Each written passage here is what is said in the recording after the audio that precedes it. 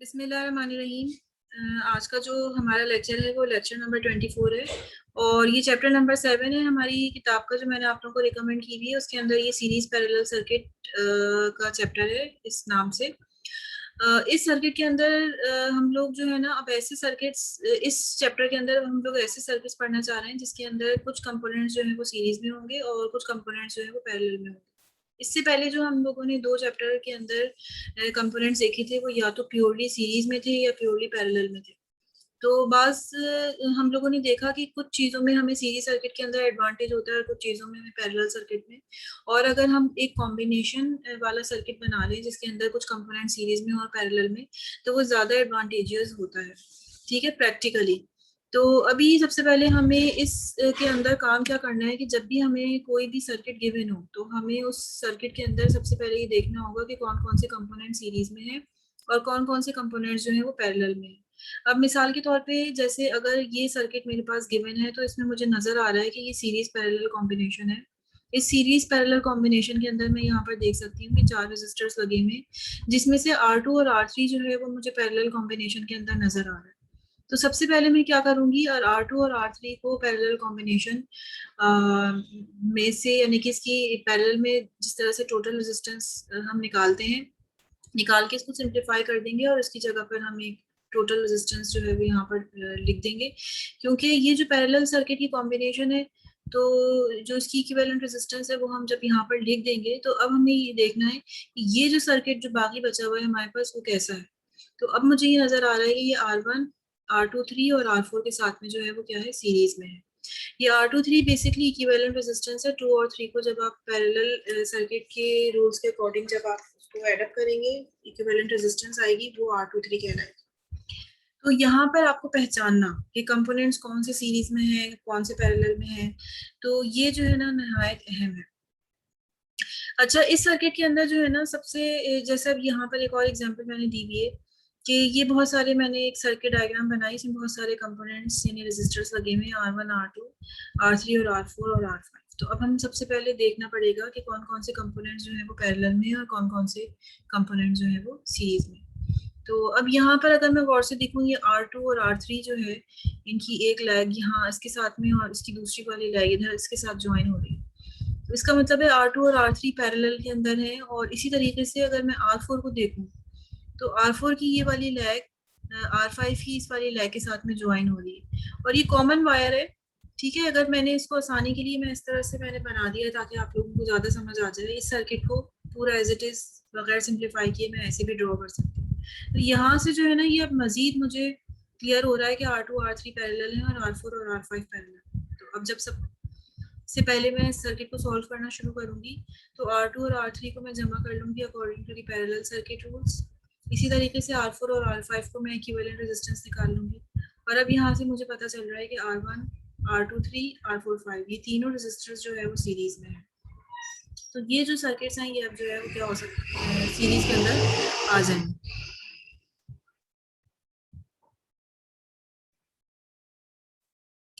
अच्छा, ये जो है ना ओवरऑल सीरीज सर्किट है। कुछ कंपोनेंट्स पैरेलल होते हैं तो जब आप उसको निकाल लेते हैं, ठीक है, पैरेलल कंपोनेंट्स के इक्विवेलेंट निकाल लेते हैं, तो ये ओवरऑल अब सीरीज सर्किट हमारे पास आ गया। लेकिन ऐसा भी हो सकता है कि आपके पास सर्किट इस तरह का हो, जैसे अभी नेक्स्ट एग्जांपल में मैंने बताया हुआ। इसमें आपके पास 4 रेजिस्टर्स हैं, R1, R2, R3, R4। तो अगर आप यहाँ पर गौर से देखें तो ये R2, R3, R4 जो है वो अब सीरीज में है, ठीक है। इसको आप सबसे पहले सॉल्व करेंगे, जैसे सीरीज रेजिस्टेंस निकालते हैं टोटल, यहाँ पर आप R2, 3, 4 निकाल लेंगे। और अगर आप ये देखिए अब ये जो फाइनल रेजिस्टेंस निकलेगी ये पैरेलल कॉम्बिनेशन में है हमारे पास ये अब कंपोनेंट्स। तो अब फाइनली जब आप रेजिस्टेंस निकालेंगे तो ये पैरेलल हो जाएंगे। तो इस सर्किट के अंदर, इस चैप्टर के अंदर हम बेसिकली क्या कर रहे हैं, हमें अब सॉल्व करना है सीरीज पैरेलल सर्किट को। अब सीरीज सर्किट क्या होता है, पैरेलल सर्किट क्या होता है, हम पहले देख चुके हैं। सिर्फ इसमें आप लोगों को ट्रबल ये होती है कि आपको चेक करना कि कौन से कंपोनेंट सीरीज में है कौन से पैरेलल में, और फिर बाकी हम सीरीज कंपोनेंट्स के लिए सीरीज के रूल अप्लाई करते हैं और पैरेलल कंपोनेंट्स के लिए पैरेलल के रूल्स ही अप्लाई करते हैं, ठीक है। अच्छा, अब एक चीज मैं इसके अंदर आप लोगों को और बता दूं कि जिस तरह से हम लोगों ने सर्किट थ्योरी के शुरू में ही, जिस तरह से मैंने आप लोगों को सर्किट थ्योरी के स्टार्टिंग के अंदर बताया था कि सर्किट थ्योरी के अंदर सिर्फ 3 ही पैरामीटर्स होते हैं, वोल्टेज, करंट और रेजिस्टर्स, यही हमें बार बार रेजिस्टेंस यही हमें बार बार पता करने पड़ते हैं, और ज़्यादा से ज़्यादा पावर भी हमें पता करनी पड़ती है। लेकिन ये तीन बेसिक हमारे पास कंपोनेंट्स होते हैं, पैरामीटर्स। तो सबसे पहले मैं आप लोगों को बता चुकी हूँ कि जो है ना, सीरीज सर्किट के अंदर टोटल रेजिस्टेंस कैसे निकालते हैं, पैरेलल में कैसे निकालते हैं, फिर वोल्टेजेस जो है वो किस तरीके से निकालते हैं सीरीज सर्किट के अंदर पैरेलल में, और करंट हम किस तरीके से पता करते हैं सीरीज सर्किट और पैरेलल सर्किट के अंदर। सिमिलरली हम यहाँ पर भी यही चीज देखेंगे कि अगर हमारे पास सीरीज पैरेलल कॉम्बिनेशन सर्किट है, तो हम उसके अंदर जो है टोटल रेजिस्टेंस किस तरह से फाइंड आउट करते हैं, वोल्टेज जिस टोटल वोल्टेज कैसे निकालते हैं, और ब्रांच वोल्टेजेस कैसे निकालते हैं, डिफरेंट डिफरेंट कंपोनेंट्स के अकॉर्डिंग वोल्टेजेस हम कैसे निकालते हैं, और सिमिलरली टोटल करंट या ब्रांच करंट ये डिफरेंट कंपोनेंट्स के अकॉर्डिंग करंट हम किस तरीके से निकालते हैं। तो सबसे पहले हम देखेंगे कि टोटल रेजिस्टेंस जो है वो किस तरीके से हम सोल्व करते हैं। अच्छा, सबसे पहले तो जो है ना, हम इसके अंदर क्या होते हैं कि ये जैसे फॉर एग्जांपल हमारे पास एक ही सर्किट है, तो आपको कोई भी सर्किट दे दिया जाएगा और आपसे कहा जाएगा कि आप इक्विवेलेंट के टोटल रेजिस्टेंस मालूम करें। तो ये जो दो पॉइंट्स हैं जिसके दरमियान आपसे कहा जा रहा है कि ए और डी, दो पॉइंट्स के दरमियान आप इक्विवेलेंट रेजिस्टेंस मालूम करें, तो आप सर्किट को उसके अपोजिट एंड से सिंप्लीफाई करना शुरू करेंगे, रिड्यूस करते करते करते करते करते करते इन दो पॉइंट्स तक पहुंचेंगे ए डी। तो पहला रूल तो यही होता है कि जब आपके पास सीरीज कॉम्बिनेशन सर्किट हो और आपसे कहा जा रहा है कि आप इक्विवेलेंट रेजिस्टेंस फाइंड आउट करें, तो आप अपोजिट एंड से शुरू करते हैं। ठीक है, और हमारा जो गिवन है पॉइंट वो 80 है, तो हम अपोजिट एंड से शुरू करेंगे। अच्छा, उसके बाद हम एनालाइज करना शुरू करते हैं। हम अपनी आसानी से, ये आपकी अपनी पर्सनल ऑब्जर्वेशन है कि आपको क्या लग रहा है, कि आपको क्या चीज़ आसान लग रही है, उसके लिहाज से आप सॉल्व करना शुरू करें। मैं अगर इसको सॉल्व करूं तो मुझे यहाँ पर नजर आ रहा है कि R2 और R3 जो है ना सीरीज में, तो सबसे पहले मैं इसको सीरीज में सॉल्व कर लूँ, सीरीज के अंदर मैं इसको एडअप कर लूंगी। तो सेकंड स्टेप में जब मुझे R2 3 निकालना है, तो चूंकि ये सीरीज में है तो मैं R2 + R3 करूंगी, और यहाँ पर मैं इक्विवेलेंट रेजिस्टेंस का सर्किट जो है ना दोबारा से ड्रॉ करूंगी, जिसमें मैं इन दोनों को रिड्यूस करके जस्ट एक रेजिस्टेंस से शो कर दूंगी R2। फिर मजीद मैं सिंप्लीफाई करूंगी, नेक्स्ट स्टेप में मैं जाऊंगी। नेक्स्ट स्टेप में अब मुझे क्या चीज लग रही है, अब मुझे नेक्स्ट स्टेप के अंदर ये लग रहा है, ये जो R2 3 है और जो R4 है, ये दो रेजिस्टर्स आपस में जो है वो क्या है, पैरेलल। तो अब मैं इक्विवेलेंट रेजिस्टेंस निकालूंगी विच इज R2 3 4, जिसमें R4 और R2 3 जो है पैरेलल है। पैरेलल के तरीके से इन दोनों को एड अप करेंगे, R2 3 4 की वैल्यू को फाइंड आउट करेंगे, और R2 3 4 जो है वो मेरे पास यहाँ पर आ जाएगा। अब मैं इस दो पैरेलल कंपोनेंट्स को रिप्लेस कर सकती हूँ इस तरह से। ठीक है, अच्छा, अब अगर मैं दोबारा से सर्किट को और से देखूं तो अब क्या होगा, अब ये R2 3 4 और ये R5 जो है ये मुझे सीरीज में नजर आ रहा है। पहले इसको मैं सॉल्व कर लूंगी, सीरीज के तरीके से मैं इसको एडअप कर लूंगी, और जब मैं सर्किट डायग्राम बनाऊंगी तो ये रिप्लेस हो जाएगा R2 3 4 5। Then again, what is what components are parallel? ठीक है, विच कंपोनेंट्स आर पैरेलल हियर। तो यहाँ पर मुझे नजर आ रहा है कि R6 और R इक्विवेलेंट, ये जो 2 3 4 5 के इक्विवेलेंट रेजिस्टर्स है, ये जो है ना मेरे पास यहाँ पर पैरेलल में है। तो ये जो है पैरेलल की तरीके से मैं इसको एडअप कर लूंगी। ठीक है, यहाँ पर भी मैंने इसको एडअप करके पैरेलल R2 3 4 5 6 करके मैंने यहाँ पर निकाल लिया, और इस दोनों पैरेलल कॉम्बिनेशन के बजाय मैंने यहाँ पर एक चीज इधर लिखी। देन अगेन फिर R1 और R2 जो है वो मुझे सीरीज में नजर आ रहा है, फिर उसको मैंने इक्विवेलेंट रेजिस्टेंस निकालने के लिए सीरीज के तरीके से एडअप करूँ। तो सबसे पहले तो आप यहाँ पर मैं आपको यही बता रही हूँ कि सबसे पहले तो आपको यही एनालाइज करना है कि कौन से कंपोनेंट्स पैरेलल में हैं, कौन से सीरीज में हैं।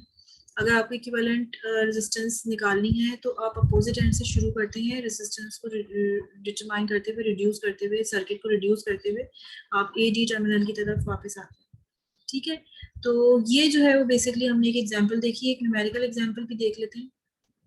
ये दोबारा से मैंने जो है यहाँ पर लिखा है कि अभी हम जो काम कर रहे हैं वो यही कर रहे हैं कि सबसे पहले हमें सीरीज और पैरेलल कंपोनेंट्स को रिकॉग्नाइज करना है, और आर टोटल अभी हम यहाँ पर निकालना सीख रहे हैं। वोल्टेज और करंट जो है अभी हम बाद में सीखेंगे सीरीज पैरेलल कॉम्बिनेशन के अंदर। तो सबसे पहले हम एग्जाम्पल्स करते हैं, टोटल रेजिस्टेंस निकालते हैं किस तरीके से सीरीज पैरेलल कॉम्बिनेशन में।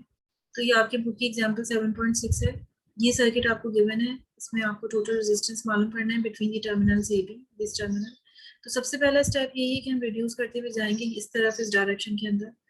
तो अब इसके अंदर हम सबसे पहले क्या कर रहे हैं, ये हमें नजर आ रहा है कि R2 और R3 जो है वो पैरेलल है और इत्तेफाक से सेम भी है। तो ये इसकी जो टोटल रेजिस्टेंस हो जाएगी वो कितनी हो जाएगी 50, क्योंकि सेम रेजिस्टेंस होती है तो डिवाइडेड बाय 2, दो रेजिस्टेंस सेम है तो 100 डिवाइड बाय 2 50 ओम्स। ठीक है, तो ये 50 ओम्स की रेजिस्टेंस हो गई।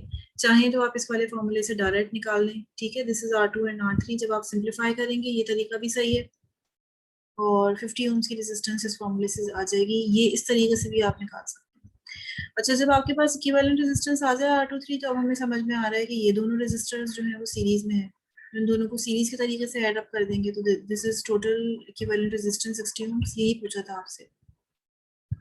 नेक्स्ट एग्जांपल देखते हैं। This is 7.7। इसमें आपको एक सर्किट दिया हुआ है और डिफरेंट रेजिस्टर्स आपको गिवन है। 6 रेजिस्टर्स की वैल्यू आपको गिवन है और इसमें आपको टोटल रेजिस्टेंस फाइंड आउट करना है।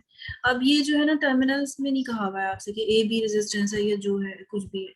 ये आपको पूरे क्लोज एक सर्किट है, पूरा कंप्लीट सर्किट आपको गिवन है, उसके अंदर आपको इक्विवेलेंट रेजिस्टेंस फाइंड आउट करनी है। तो आप इसको कहीं से भी शुरू कर सकते हैं। इसके अंदर जहां से भी आपको आसानी लगे उसको आप शुरू कर सकते हैं। ये जरूरी नहीं है कि आप इसको इसी कोने से शुरू करें या इस कोने से शुरू करें। कहीं से भी आप इसको कर सकते हैं सॉल्व, क्योंकि ये अब हमारे पास कंप्लीट सर्किट है जिसमें आपको आसानी लग रही है। तो यहाँ पर हम देख रहे हैं कि R2 R3 जो है वो सीरीज में है, तो हम इसको पहले ऐड कर लेंगे R2 3 विच इज 94 ओम्स। कैसे? क्योंकि R2 और R3 जो है दोनों 47 थे, दोनों को हमने ऐड अप कर लिया।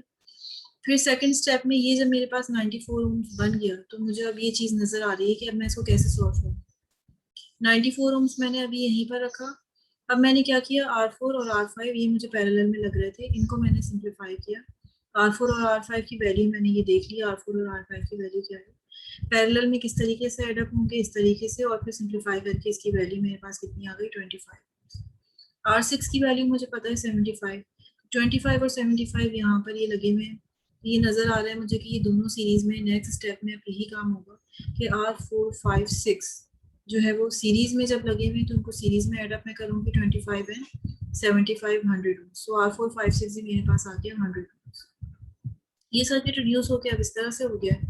अब मजीद मैं इसको अगर गौर से देखूं तो ये 100 ओम की रेजिस्टेंस और 94 ओम की रेजिस्टेंस जो है ये अब पैरेलल में है, विच इज R2 3 एंड R4 5 6। तो अब इसको पैरेलल कॉम्बिनेशन के फॉर्मूले के जरिए मैं इसको सिंप्लीफाई करूंगी तो R2 3 4 5 6 जो है मेरे पास तकरीबन 48 ओम्स निकल कर आ रही है।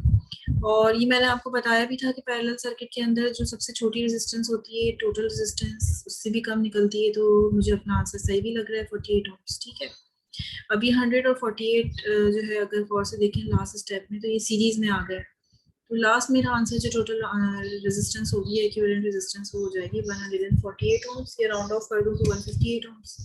तो बेसिकली यही मेरा जो है ऑब्जेक्टिव था कि टोटल रेजिस्टेंस में फाइंड आउट कर लूँ सर्किट के अंदर। तो यहाँ पर ये मेरे पास एग्जांपल फिनिश हो गई। ठीक है, दूसरी एग्जांपल करते हैं। ये जो है अब आपने प्रॉब्लम सॉल्व करनी है पेज नंबर 273 पे, और सारे प्रॉब्लम आप इसको सॉल्व कर लीजिएगा। ये हिंट दे दिए मैंने यहाँ पर। 4C सारी प्रॉब्लम्स आसान है। 4C की हिंट मैंने यहाँ पर दी है, सर्किट ड्रॉ किया है। इसमें इक्विवेलेंट रेजिस्टेंस निकालनी है तो सबसे पहले हम क्या करेंगे, इन रेजिस्टर्स को गौर से देखेंगे। सप्लाई की राइट हैंड साइड पे भी सर्किट है, सप्लाई की लेफ्ट हैंड साइड पे भी सर्किट है। तो जिस तरह से भी आपको सॉल्व करना है, जब कंप्लीट सर्किट गिवन होता है तो फिर हमारे पास जो हमें आसान लग रहा होता है हम उस तरीके से उसको सिंप्लीफाई करते चले जाते हैं। इस तरह से फाइनल हमारे पास एक रेजिस्टर रह जाता है सर्किट में, सप्लाई रह जाती है, एक सिंपल सर्किट हमारे पास रह जाता है। तो मैंने पहले से इसको ना लेफ्ट हैंड साइड से सॉल्व करना शुरू कर दिया। यहाँ से R1 R2 मुझे नजर आ रहा है सीरीज में, तो सीरीज कॉम्बिनेशन के साथ मैं इसको सॉल्व करूंगी। R1 2 को सीरीज में जब मैंने लगाया, सॉल्व कर लिया, तो यहाँ पर बस अब एक रेजिस्टेंस रह जाएगी। अब ये R3 और R4 जो है वो मुझे अब पैरेलल में नजर आ रहे हैं, तो फिर मैं इसको अब सिंप्लीफाई करूंगी और पैरेलल में सॉल्व करूंगी तो मेरे पास एक ही रेजिस्टेंस रह जाएगी which is R3 4। Again R3 4 R1 2 जो है वो मेरे पास सीरीज में है, इनको मैं सीरीज के तरीके से एड अप कर लूंगी। ठीक है, R1 2 और R3 4 को, तो मेरे पास यहाँ पर ये रह जाए। अच्छा, यहाँ पर से भी अगर मैं गौर से देखूँ R5 R6 R7 R8, तो यहाँ पर R6 R7 सबसे पहले पैरेलल में लगे हुए हैं। तो ये R6 R7 पैरेलल में लगे हुए हैं, तो मैं इसका इक्विवेलेंट मालूम कर लूंगी। ये देखिए मैंने मालूम कर लिया। और फिर ये तीनों जो है वो सीरीज में है, इन तीनों को सीरीज में लगाया हुआ है, सीरीज के इक्विवेलेंट तरीके से जो है मैं इसको फाइंड आउट करूँ। और अब फाइनली अगर मैं यहाँ पर देखूँ तो ये तीनों कंपोनेंट्स पैरेलल में हैं, सप्लाई को तो हमें छेड़ना नहीं होता। तो मैं अब ये देखूंगी कि R5678 और R1234 दोनों पैरेलल में लगे हुए हैं, तो पैरेलल की कॉम्बिनेशन के जरिए मैं इनकी इक्विवेलेंट रेजिस्टेंस जो है वो डिटरमाइन करती हूँ। तो ये जो है मेरे ख्याल है कि यहाँ तक इसको एंड करते हैं। ये हम लोगों ने आज देखा कि सीरीज पैरेलल सर्किट क्या होते हैं। सबसे पहला स्टेप कंपोनेंट्स को आइडेंटिफाई करना, which components are in series combination and which components are in parallel combination. फिर उसको उसी तरीके से सॉल्व करेंगे जो कि सीरीज का और पैरेलल का तरीका होता है। आज हमने टोटल रेजिस्टेंस किस तरीके से निकालते हैं वो देखा। नेक्स्ट लेक्चर के अंदर करंट और वोल्टेजेस किसकी वैल्यू कैसे डिटरमाइन करते हैं वो मैं आप लोगों को बताऊंगी।